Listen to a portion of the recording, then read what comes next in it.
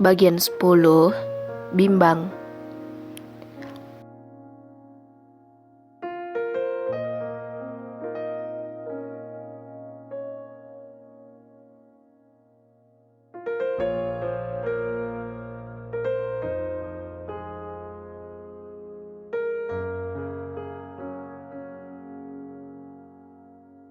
Aku hanya bisa pasrah mengetahui keadaan papa. Apalagi yang bisa aku lakukan untuk menolongnya? Aku hanya seorang bocah, baru lulus SMA, yang dinikahkan dengan seorang pria berhati dingin. Apa yang bisa aku lakukan? Tak mungkin aku mengeluhkan kondisi papaku padanya. Aku tidak yakin ia bisa memberikan solusi padaku. Aku berdiri di samping papa, menatap wajahnya lekat. Ada perih yang tak mampu aku ungkapkan. Sementara hanya papa yang selama ini paling mengerti segalanya tentangku. Tapi sekarang dia yang sakit. Lalu pada siapa lagi aku mengadukan semua ini? Teringat kembali cerita papa mertuaku tentang Raka. Bukankah dulu ia juga mengidap penyakit yang sama? Dan sekarang ia masih baik-baik saja. Berarti masih ada harapan bagi papa untuk sembuh. Bukankah aku bisa mendonorkan ginjalku untuk papa? Hatiku diliputi kebimbangan. Kuusap wajah tua itu. Tak terasa air mataku kembali luruh membasahi muka kusutku. Pa, cepat sembuh. Winda tak sanggup melihat papa dalam kondisi seperti ini. Bisikku di dekat telinganya. Aku berharap papa mendengar permintaanku. Ia sangat menyayangiku. Dia pasti akan sembuh untukku. Tak ada jawaban. Yang ada hanya nafasnya yang halus, naik turun dengan teratur. Apakah ia sedang tidur atau pingsan? Aku tak tahu. Kualihkan pandanganku pada alat-alat medis yang terpasang di bagian tubuh papa. Ada 2 selang infus terpasang di kedua lengannya. Terdapat juga kabel-kabel terhubung dengan komputer. Kata dokter, fungsinya untuk membaca kondisi papa. Mataku memanas. Bulir bening sepertinya tak sabar meninggalkan kelopaknya. Membayangkan jika garis-garis bergelombang itu berubah lurus seperti yang pernah kusaksikan saat mama meninggal. Ya Allah, jangan sampai. Aku mencoba berzikir, menyebut nama agung itu. Ya Allah, izinkanlah aku membahagiakan papaku. Jangan ambil dia sebelum aku menjadi orang yang sukses. Bahuku terguncang menahan tangis, meratap dengan doa penuh harap.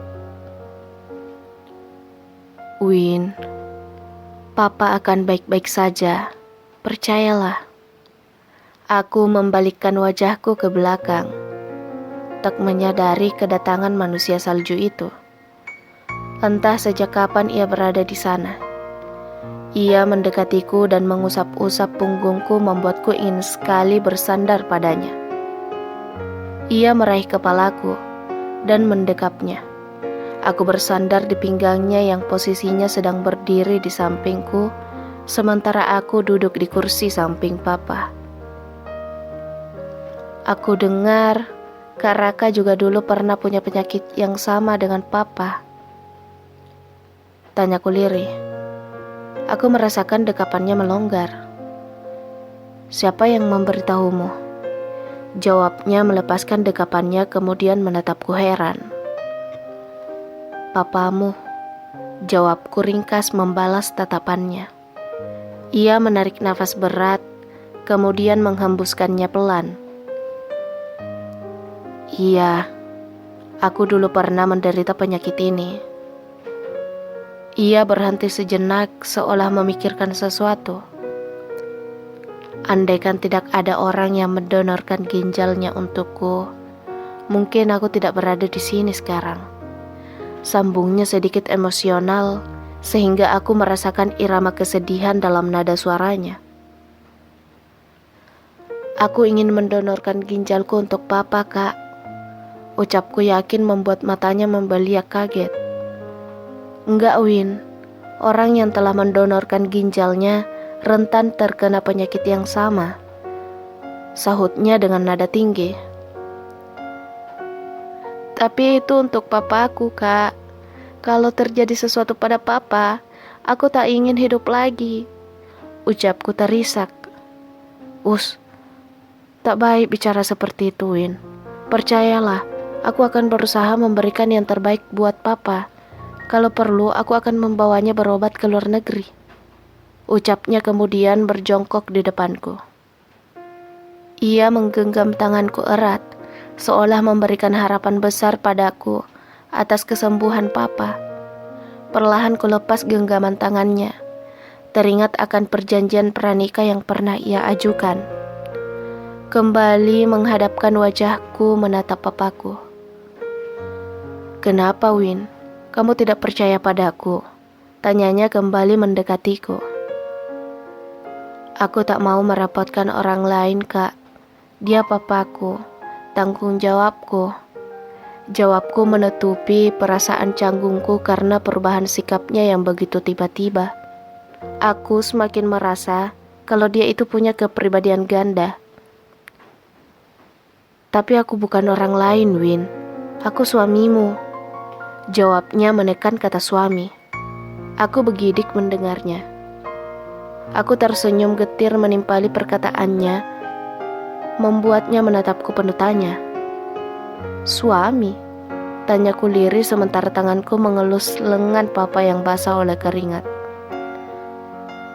Aku tahu, Win, kita tak seperti pasangan yang lain.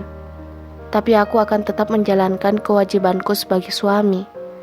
Aku bertanggung jawab atas kamu dan ayahmu. Tuturnya dengan suara agak bergetar. Sudahlah, Kak, biarkan aku mengurus semuanya.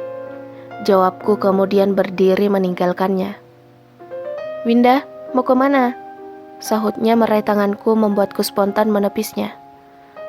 Mau ke toilet, mau ikut.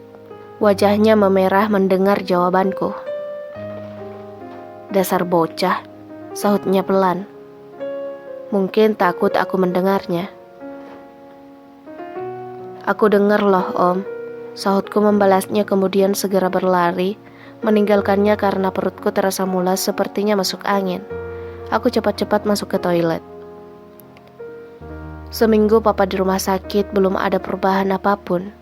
Aku semakin sedih. Raka terus menawariku untuk membawa papa berobat ke luar negeri. Tapi aku masih ragu. Aku tak mau berhutang budi padanya. Win, kamu harus segera memberi keputusan. Keadaan ayahmu semakin memprihatinkan. Ucapnya saat melihatku tengah termangu di samping papa. Ada air bening yang terus mengalir membasahi pipiku.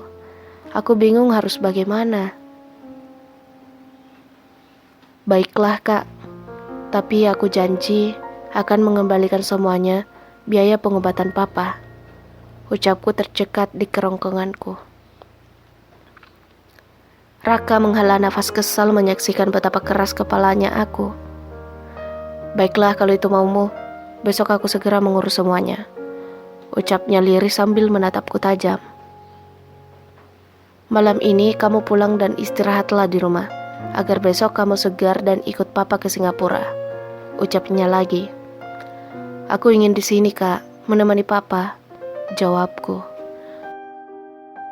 Win, tolong dengarkan aku kali ini saja.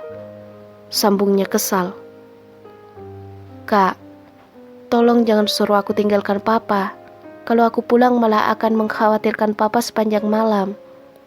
Jawabku mulai kesal atas sikapnya yang selalu saja mengaturku. Ia terdiam mendengar jawabanku kemudian keluar dari ruang perawatan. Bersambung.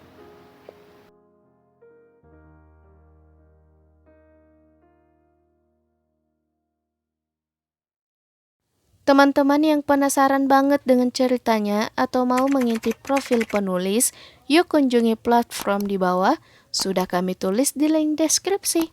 Dan jangan lupa subscribe, like, and comment YouTube kami juga, agar kami tambah semangat mengupdate video di YouTube. Terima kasih, wassalam.